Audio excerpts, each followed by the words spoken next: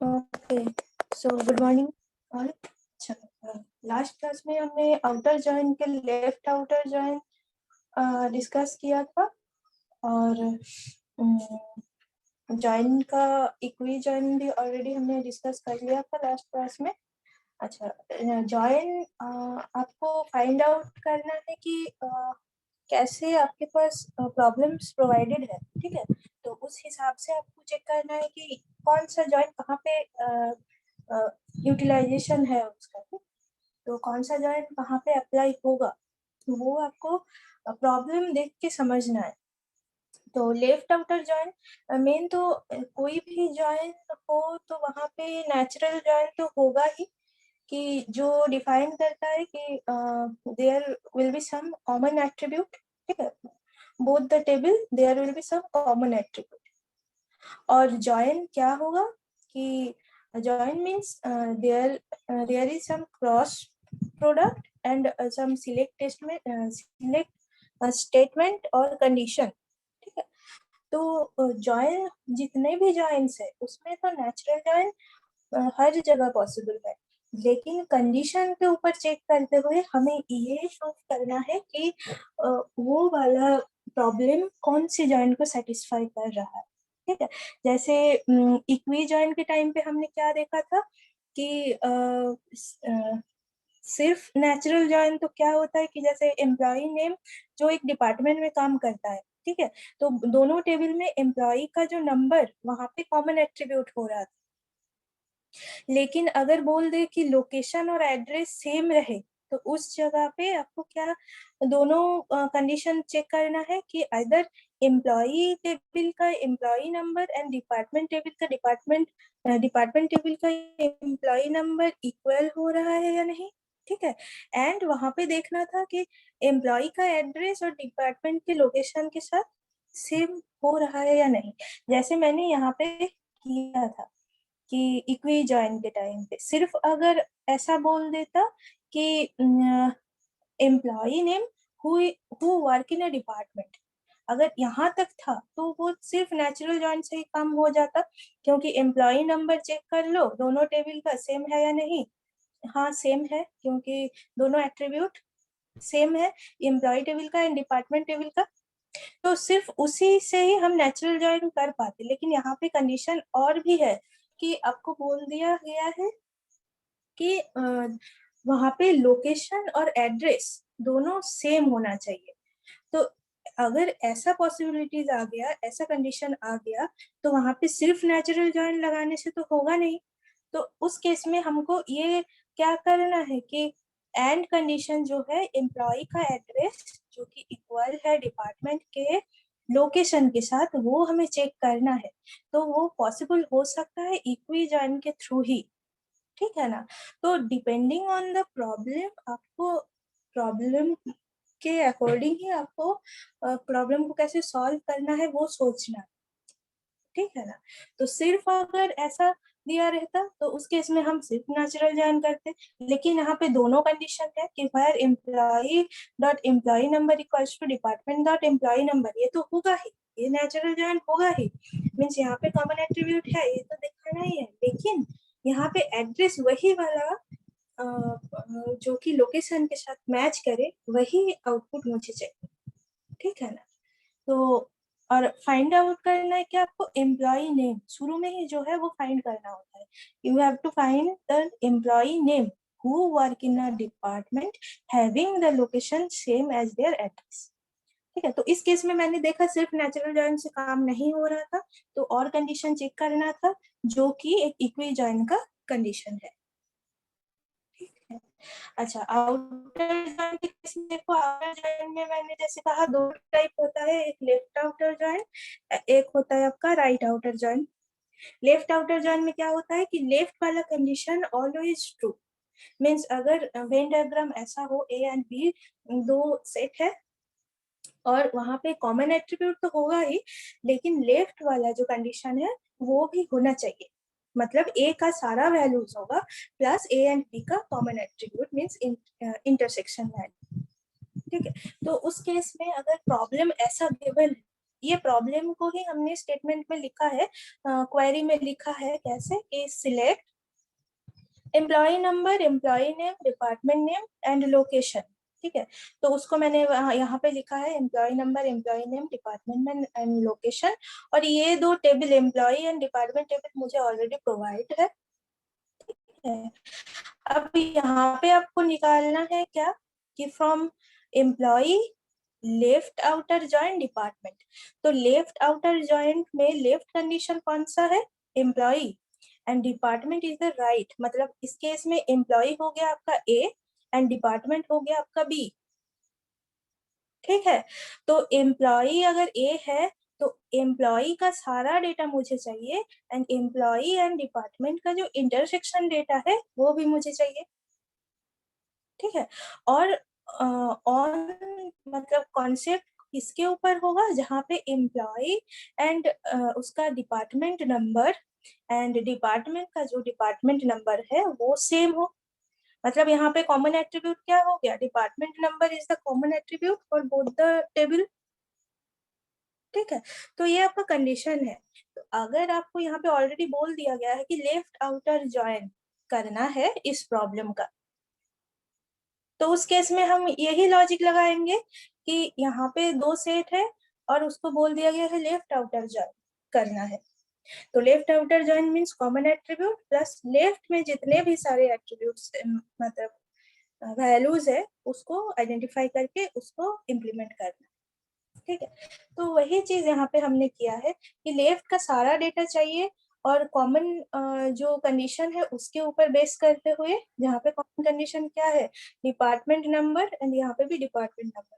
तो आप चेक करोगे E1 वरुण, D1 कहाँ से मैच कर रहा है, हाँ यहाँ पे, तो उसका वरुण का डिपार्टमेंट नेम क्या हो जाएगा, ID, उसका लोकेशन हो जाएगा दिल्ली। ऐसे करके मैंने सारे जितने भी इम्पोर्टेंट क्या बोले कंडीशंस हो रहा है उसको मैंने लिखा है।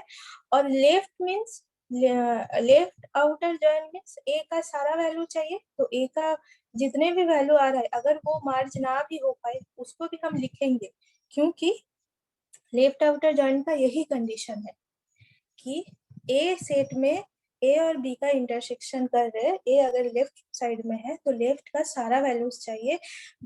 अगर उसके बाकी वैल्यूज नल भी हो जाए तो उसको हम टेबल में इनपुट करेंगे।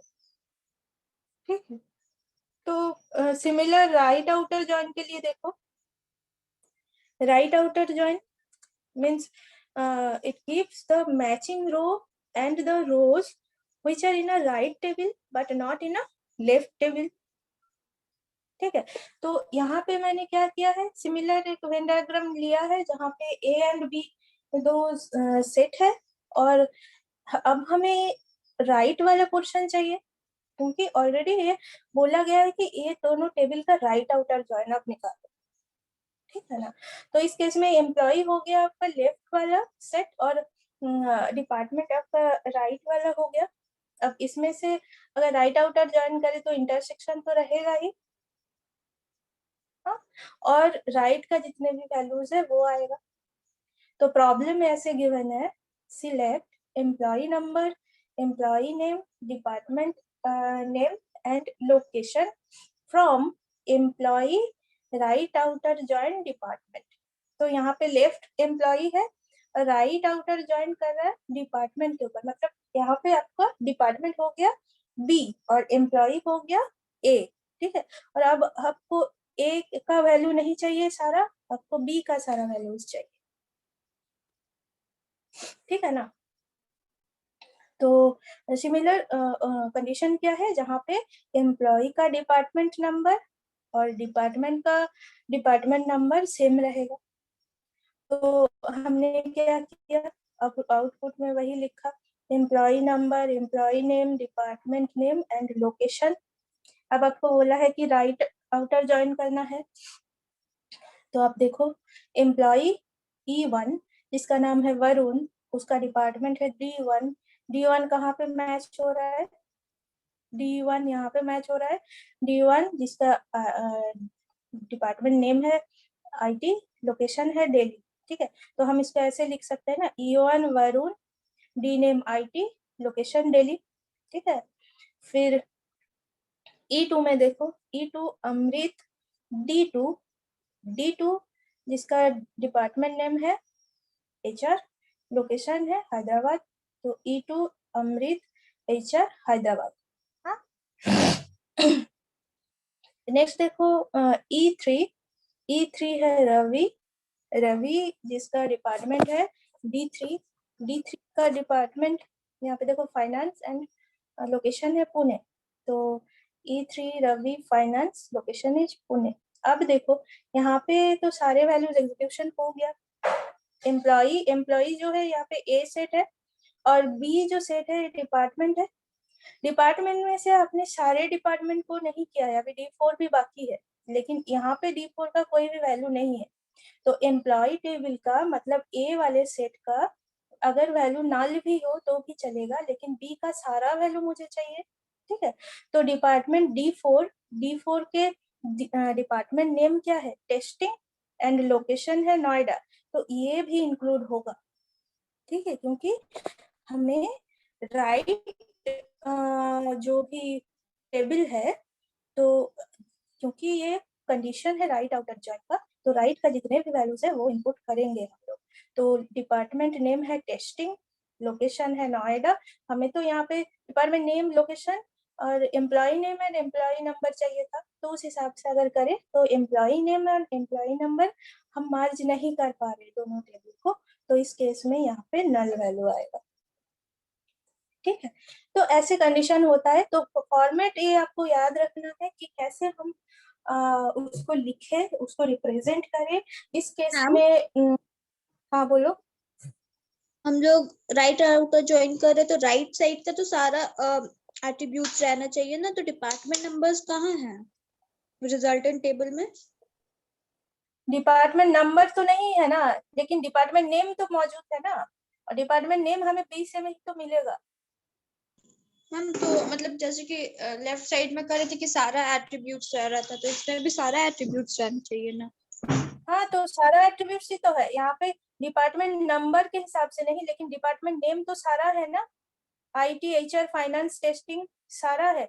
हम डिपार्टमेंट नंबर मार्ज नहीं कर पा रहे D4, क्योंकि एम्प्लॉय में है ही नहीं। एम्प्लॉय टेबल में डिपार्टमेंट नंबर सिर्फ 1 2 3 मतलब D1 D2 D3 है, यहाँ पे भी D1 D2 D3, लेकिन D4 का भी तो वैल्यू है ना। D4 क्या रिप्रेजेंट कर रहा है, कौन से डिपार्टमेंट, जो कि एक टेस्टिंग डिपार्टमेंट है और उसका लोकेशन है नोएडा, लेकिन हमें टेबल में डी डिपार्टमेंट नंबर नहीं चाहिए था, कहीं पे भी नहीं है, क्योंकि आउटपुट आपको ऐसे जनरेट करना है जहाँ पे employee number, employ name, department name and location हो। यहाँ पे तो डिपार्टमेंट नंबर नहीं है, लेकिन डिपार्टमेंट नंबर एक है जिसका डिपार्टमेंट टेस्टिंग है, तो ये तो हमें इंक्लूड करना है ना इस टेबल में। ठीक है, तो ये इसको हमने टेस्टिंग है डिपार्टमेंट नेम जिसका लोकेशन है नोएडा। ठीक है, लेकिन हम इसको ये डिपार्टमेंट टेबल को एम्प्लॉय टेबल के साथ मार्ज नहीं कर पा रहे। एम्प्लॉय टेबल का भी हमें सिर्फ employ name and employ number ही चाहिए था, डिपार्टमेंट नहीं चाहिए था।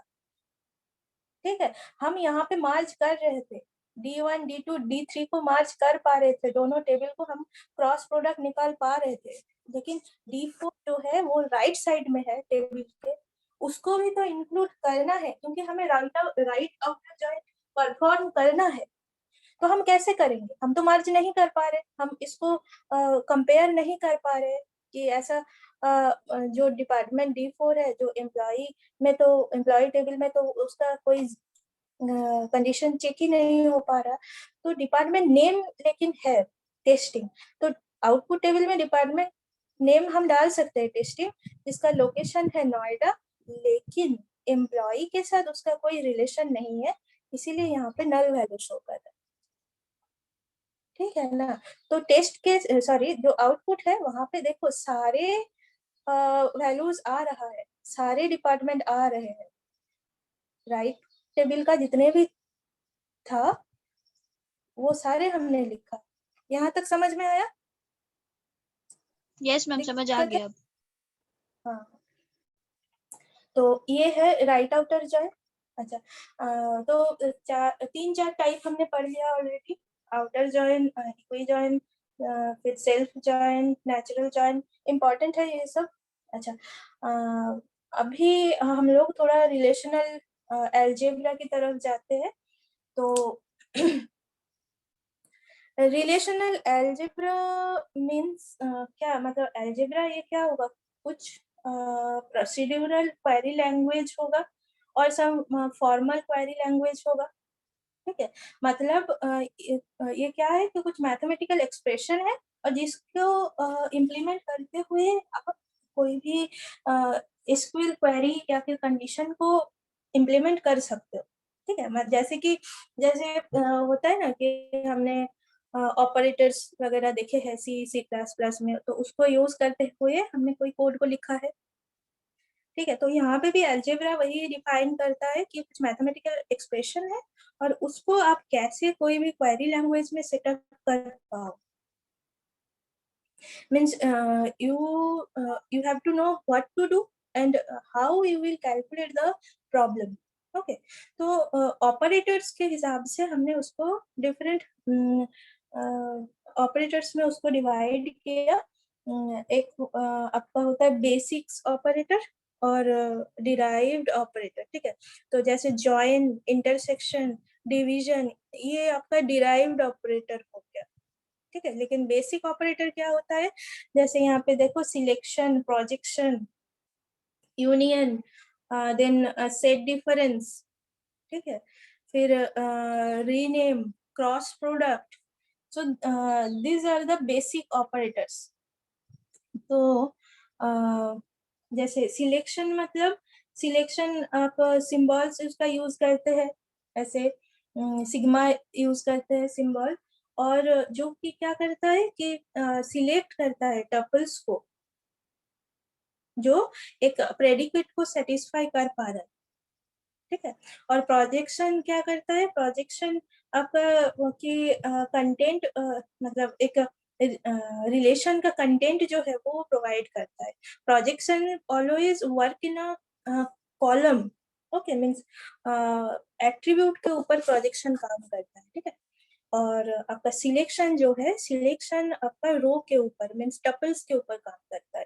तो एक टेबल में जैसे आपको कुछ एट्रीब्यूट्स के अकॉर्डिंग वैल्यूज दिया गया है, तो उसको हम कैसे उसका सिलेक्शन क्वेरी परफॉर्म करेंगे, कैसे उसका प्रोजेक्शन परफॉर्म करेंगे, और वो एक मैथमेटिकल ऑपरेशन है।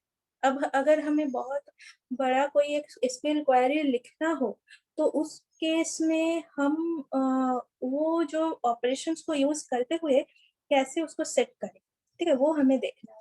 तो जैसे मैंने देखो एक एग्जाम्पल यहाँ पे डिस्कस किया है कि प्रोजेक्शन के केस में क्या होता है।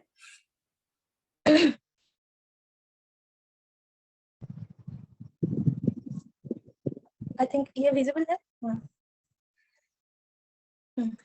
प्रोजेक्शन तो मैथमेटिकल ऑपरेशन है, ऑलरेडी मैंने बोला है। तो प्रोजेक्शन में देखो, एक टेबल गिवन है, roll number, name and age, और रोल नंबर दिया गया है 1 2 3, नेम ABA और एज दिया गया है। ठीक है, तो अब क्वेरी आपको ये लिखना है कि retrieve the roll number from table student.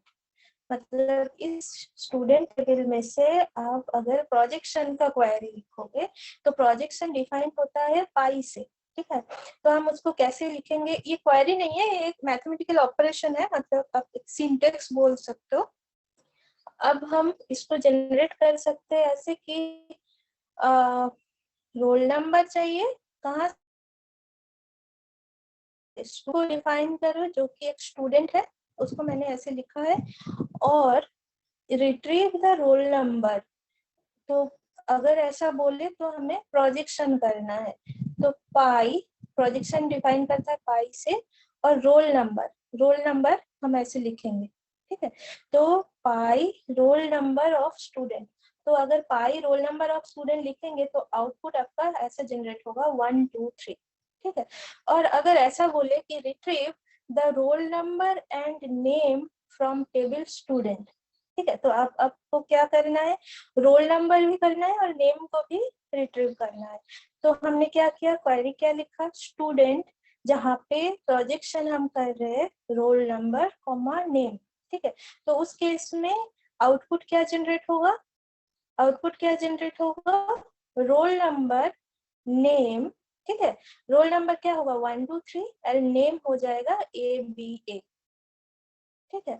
लेकिन एक चीज यहाँ पे ध्यान रखना है कि डुप्लीकेसी इस केस में नहीं होगा, ठीक है।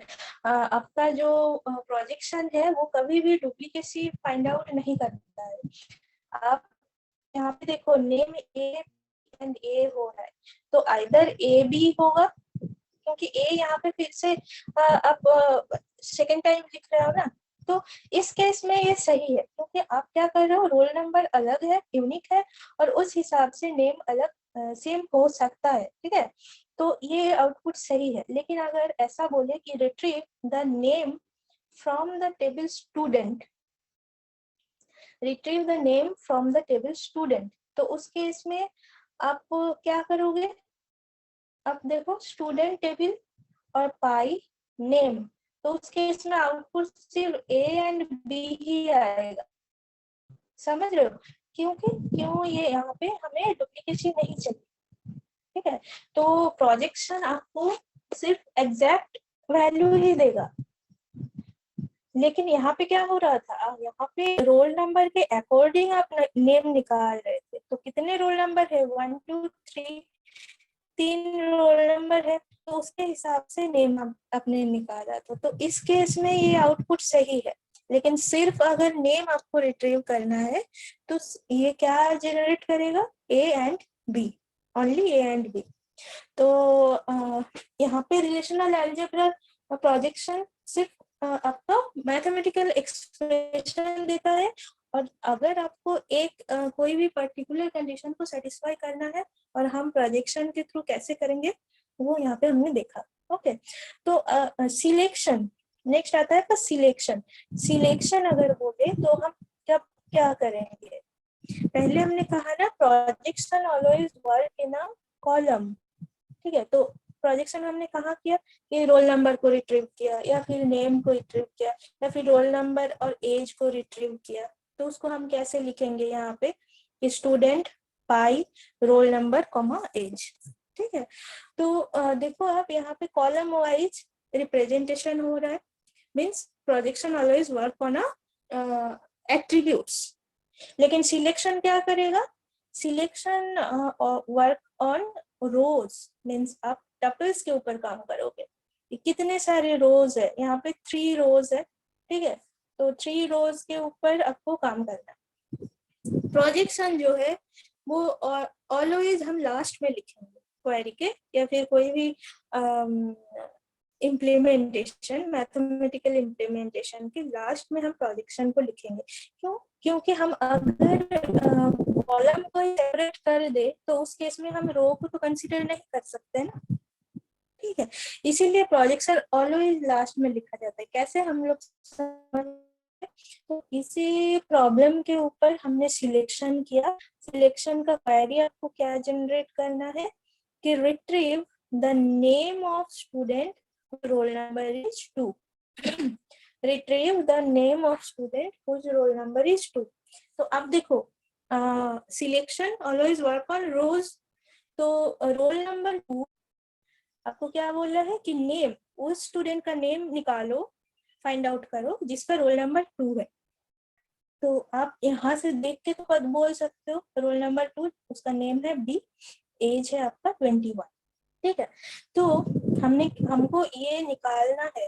तो अगर हम उस क्वेरी को देख के सिर्फ प्रोजेक्शन कर दे तो वो तो नहीं होगा, क्योंकि प्रोजेक्ट सिर्फ आपको रोल नंबर और नेम देगा, मींस कॉलम वाइज रिजल्ट देगा,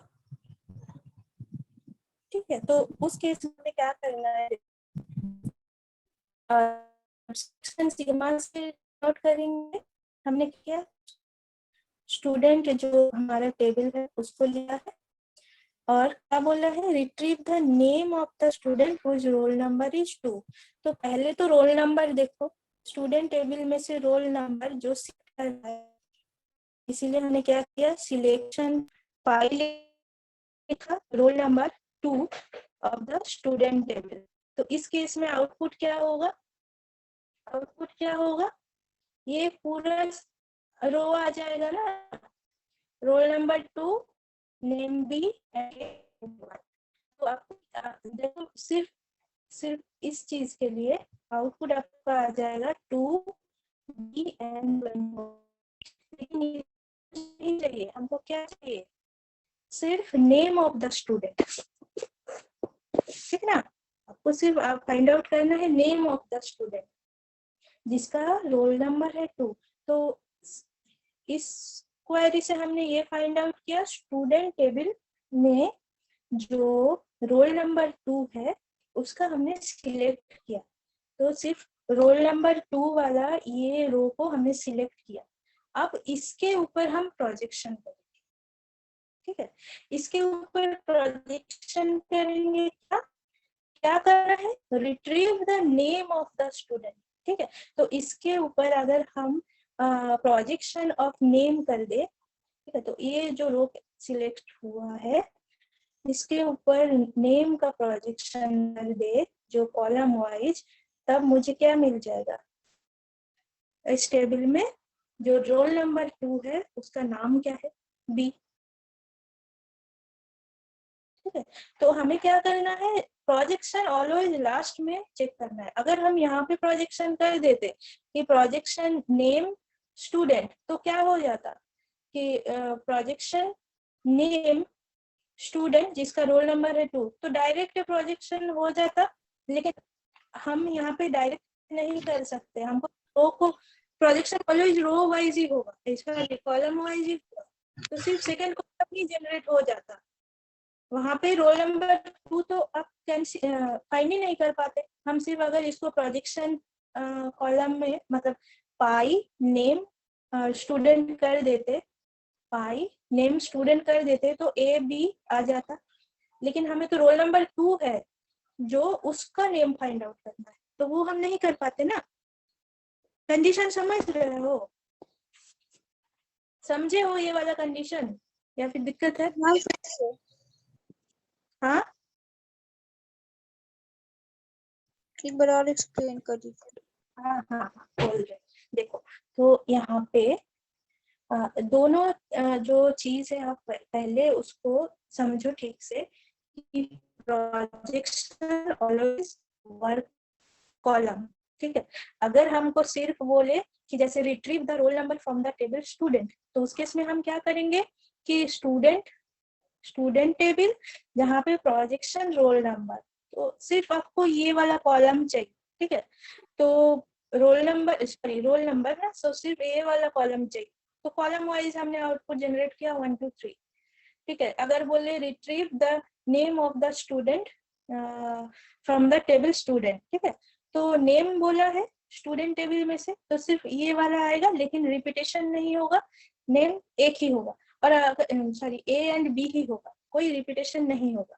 लेकिन अगर आपको दोनों को मार्ज करके बोले कि retrieve the roll number and name from the table student, तो उस केस में तो आपको रोल नंबर वाइज जितने भी नाम है सारे लिखने पड़ेंगे। तो हम यहाँ पे देख रहे हैं कि projection always work in a column, means आप एट्रीब्यूट्स के ऊपर काम कर रहे हो। लेकिन अगर ऐसा कंडीशन आ जाए तो प्रोजेक्शन हमने ऐसे कर दिया, ऐसा कंडीशन अगर आ जाए, आपको नहीं पता है कि या सिलेक्शन है या क्या क्वेरी यूज करना है, आपको क्वेरी ऐसा दे दिया गया कि retrieve the name of the student whose roll number is 2, ठीक है? तो आप सिर्फ सिंपल देखो टेबल में से क्या पता चलता है कि retrieve the name of the student whose roll number is 2, दो रोल नंबर किसका है? बी का है।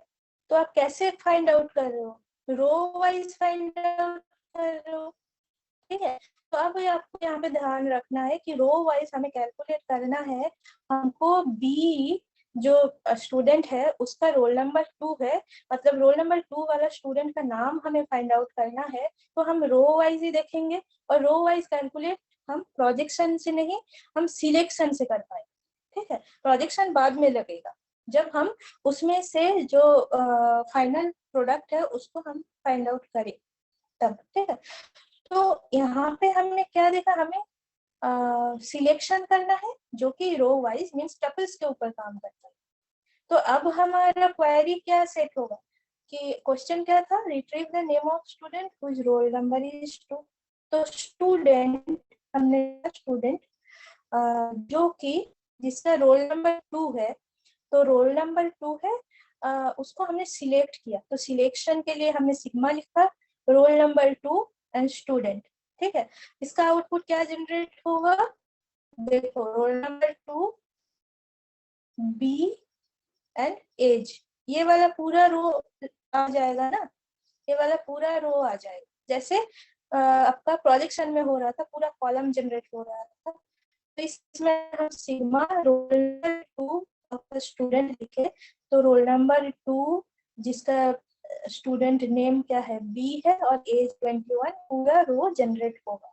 ठीक है, लेकिन आपको इस वाले आउटपुट में से सिर्फ स्टूडेंट नेम चाहिए, पूरा तो नहीं चाहिए ना। आपको आउटपुट बोला है ऐसे जनरेट करो कि the name of the student whose roll number is 2, आपको एज नहीं चाहिए, आपको सिर्फ नेम चाहिए।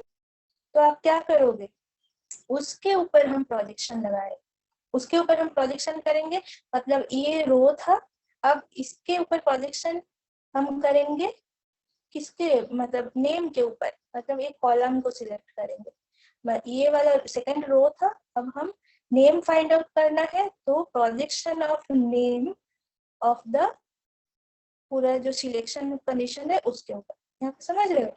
तो हमने इसीलिए लिखा प्रोजेक्शन ऑफ नेम, तो तभी हमारा नेम जो है बी वो सिर्फ फाइंड आउट होगा। अब projection of name which is depending on the selection of the student whose roll number is 2। यहाँ तक क्लियर है? Yes ma'am. क्यों हमने ऐसा किया, क्योंकि सिर्फ प्रोजेक्शन में हमें अगर करते हम इस केस में नेम ही आ जाता ए एंड बी, लेकिन हमें करना है क्या, उसका नाम निकालो जिसका रोल नंबर 2 है। तो 2 तो ये तो मतलब हम कंसीडर ही नहीं कर पा रहे, तो इसीलिए हमें पहले सिलेक्शन करना है। सिलेक्शन के दौरान हमने ये देखा कि हाँ रोल नंबर 2 का जिसका नाम है बी, लेकिन उसका एज भी आ जा रहा है, एज मुझे नहीं चाहिए, एज मुझे नहीं चाहिए, हमें सिर्फ नाम चाहिए। तो जैसा क्वेरी है उस हिसाब से हमें आउटपुट को सेट करना है ना, इसलिए हमने ऐसा किया कि प्रोजेक्शन को लिखा है। और हर जगह में ये प्रोजेक्शन कैसे लिखना होगा वो क्वेरी के ऊपर ही डिपेंड होगा। ठीक है, तो पहले आपको टेबल देख के समझना है कि यहाँ पे हम कौन सा कंडीशन लगाए कि वो प्रॉब्लम जो है वो सॉल्व हो जाए। ठीक है, ठीक है, नेक्स्ट क्लास में इसके और भी सारे ऑपरेटर्स है, जैसे cross product, union, rename, set difference, ये सब हम लोग देखेंगे। तो आई थिंक आज के लिए इतना ही। बाकी मैंने यहाँ पे बहुत सारा चीजें हैं, देखना आप लोगों को समझना आए तो, मतलब बेसिक चीज यही पूछेगा कि क्या है ऑपरेटर्स, कैसे आप उसको इम्प्लीमेंट करोगे, और यही है सब। ज्यादा कॉम्प्लिकेटेड हो जाएगा, यहाँ से उतना समझ नहीं आएगा, इसलिए प्रॉब्लम्स लेके समझाया है। और ये अब ये छोटा छोटा जो ऑपरेशन है उसके ऊपर डिपेंड करते हुए हम कोई भी एसक्यूएल क्वेरी को लिखेंगे। ठीक है, तो ये कोई सम क्या बोलेंगे, सम कंडीशन है, उसको सेटिस्फाई करते हुए हम बड़ा कोई भी एसक्यूएल क्वेरी सर्वर में जो भी हम लोग क्वेरी लिखते हैं वो सब लिखा जाता है। ठीक है, तो अलजेब्रा तो पहले समझ आना चाहिए।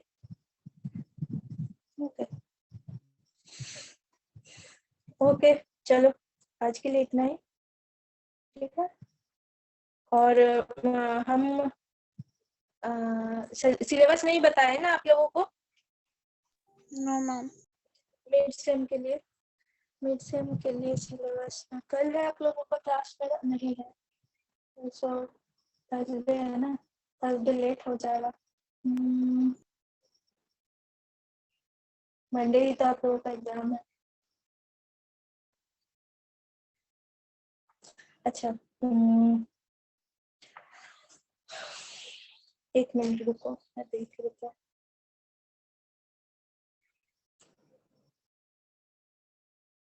एक असाइनमेंट मैंने दिया था ना, जहाँ पे मैंने BCNF तक शायद दिया था, मतलब नॉर्मलाइजेशन का सारे उसमें डिफाइन करके ऐसा कुछ दिया था। तो आप लोग नॉर्मलाइजेशन पढ़ना, जॉइंट्स को छोड़ दो, मिड सेम में हम नहीं देंगे।